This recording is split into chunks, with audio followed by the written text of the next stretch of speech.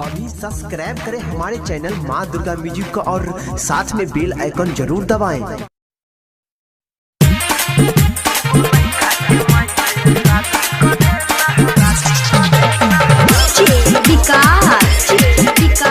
DJ Deepak Pandit Hanspur. Mobile number 98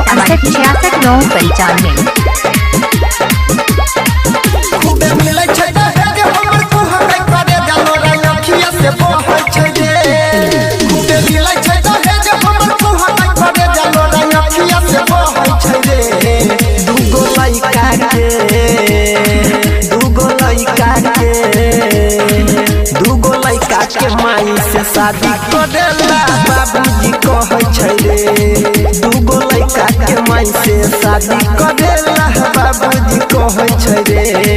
खूबे मिलै छै दहेज हमर कुहकै करे जालो रंगखिया से बहै छै रे। खूबे मिलै छै दहेज हमर कुहकै करे जालो रंगखिया से बहै छै रे।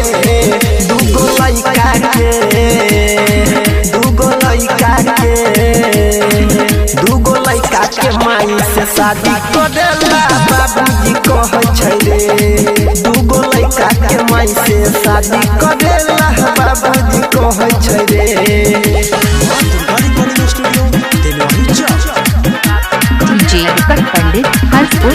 Mobile number 98266995।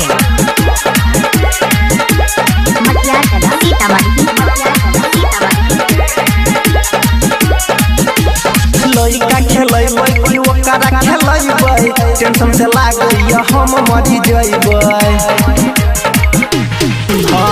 लइका खेलैबै कि ओकरा खेलैबै टेंशन से लागैया हम मरि जइबै।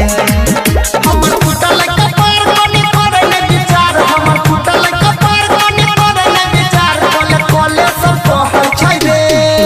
हमर फुटल कपार कोनी करे ने विचार हमर फुटल कपार कोनी करे ने विचार कोले कोले सब कहै छै रे। दूगो लइका के माई से शादी करेला बाबूजी कहै छै रे। दूगो लइका के माई से शादी करेला बाबूजी कहै छै रे। DJ Deepak Pandit Hanspur. Mobile number 98969695।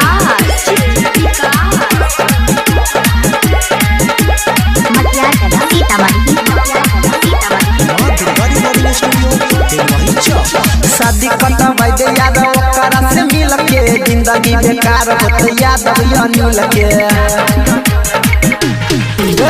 शादी कटबै दे याद ओकरा से मिल के जिंदगी बेकार होत याद अनिल के।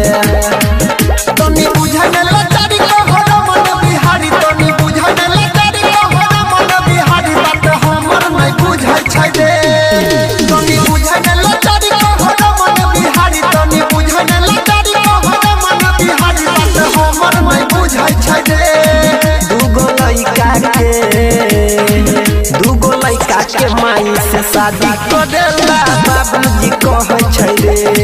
दूगो लइका के माई से शादी करेला बाबूजी